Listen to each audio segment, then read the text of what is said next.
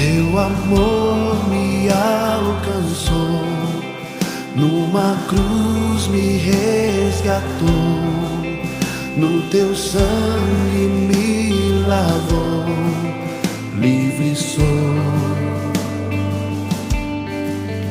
O perdido. Em nome do Pai, do Filho e do Espírito Santo. Amém.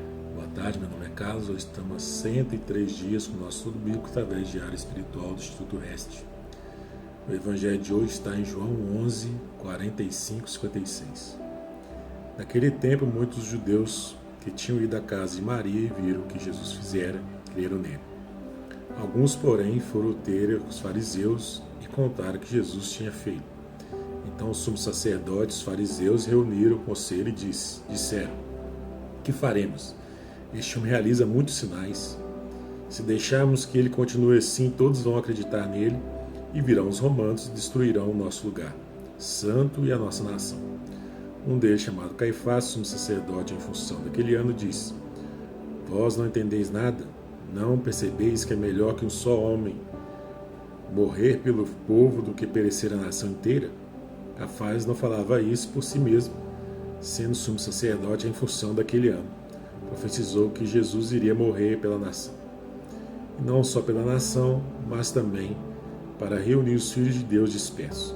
A partir desse dia, as autoridades judaicas tomaram a decisão de matar Jesus. Palavra da salvação, glória a vós, Senhor. Então, no evangelho de hoje, os sumos sacerdotes, o sumo sacerdote, juntamente com o sinédrio, ficaram apavorados com o fato de Jesus ter ressuscitado Lázaro, e a partir desse fato muitas pessoas começaram a crer em Jesus. Então ele passou a ser um perigo não para o povo, mas para o poder vigente, porque como Jesus não fazia parte daquele grupinho ali, eles estavam com medo que eles fossem depostos a partir do momento que Jesus fosse coroado ali rei pelos judeus. E esse entendimento errado, de que eles estavam preocupados com o povo. Eles não estavam preocupados com o povo nenhum. Estavam preocupados com o status deles, com a posição deles. Então, a partir dali, eles começaram a fazer com que o povo, qualquer ensinamento de Jesus, fosse tido como uma heresia e incitação, uma insurreição contra o Império Romano, para que Jesus fosse preso e condenado ali à morte. Na continuação do Evangelho, nós vamos ver que Jesus ele para de ir em Jerusalém, ele se afasta, ele vai para um lugar mais deserto, ele vai para Efraim, ele fica ali com seus discípulos e fica um tempo sem aparecer em Jerusalém, tanto é que era a época de Páscoa, e o povo ficava se perguntando se ele viria celebrar a festa da Páscoa. Então você vê que começa toda a engrenagem do sistema ali político da época para poder prender Jesus e condená-lo à morte. E hoje nós vemos a mesma coisa. O sistema político do Brasil, ele quer calar a voz do povo, que não aguenta mais corrupção, não aguenta mais essa roubalheira toda aí, esse descaso. Só que tem um sistema muito grande. Tem uma elite que quer de todo jeito abafar a voz do povo. Então qualquer um que venha representar esse anseio do povo é tido como inimigo desse sistema.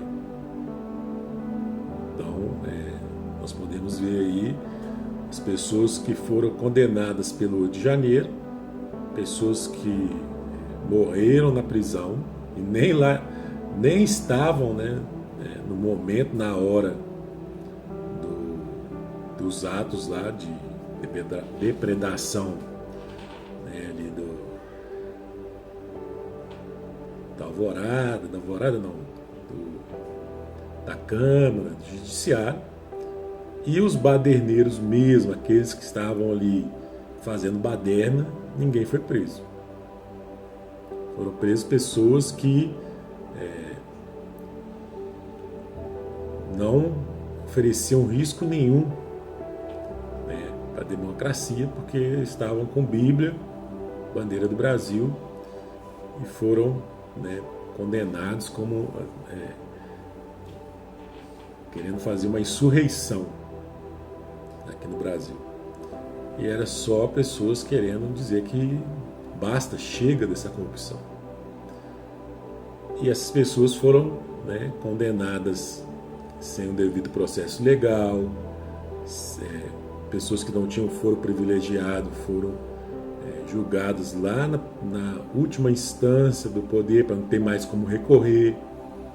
Então é um sinal bem claro do sistema que aquele que se levantar contra o status quo, contra essa sinergia perversa que nós temos instaurada no Brasil, vão ser perseguidos e presos, condenados, sem direito à defesa justa.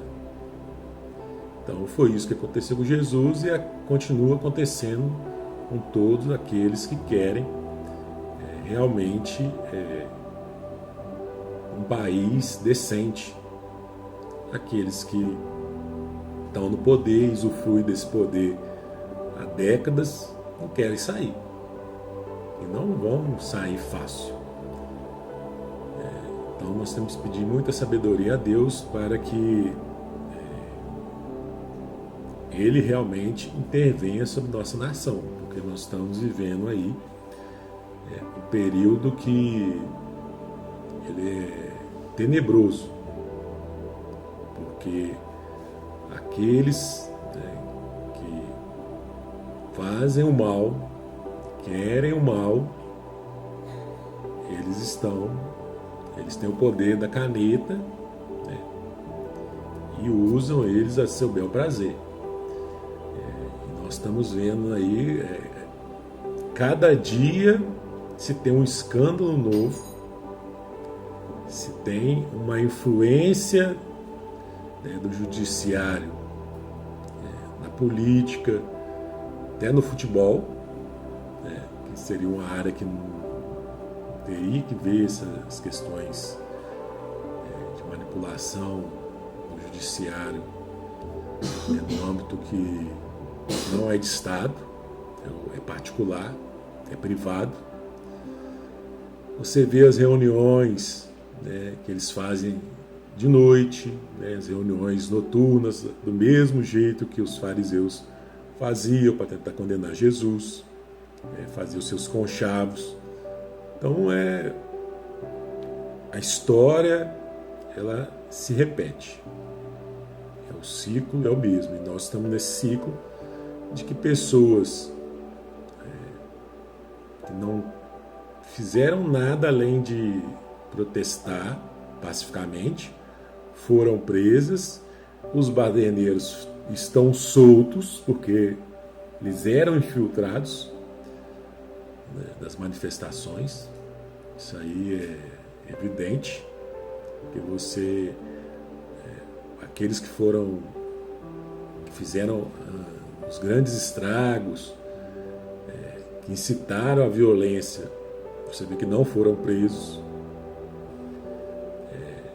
As pessoas que estavam no acampamento nem estavam lá no horário, foram detidas pelo exército. O exército falou: não, entra aqui, vocês vão. O pessoal foi igual cordeiro, né? Igual boi para o matador. E foram, né, levados lá para o ginásio, ficaram detidos por vários dias em condições insalubres. Então você vê que o sistema do mundo, ele joga pesado, ele não alivia, mas que Jesus intervenha, né, sobre nossa nação. Que Jesus abençoe, Maria, nos como o seu manto, Sagrada Família, abençoe e santificar as famílias, em nome do Pai, do Filho e do Espírito Santo. Amém.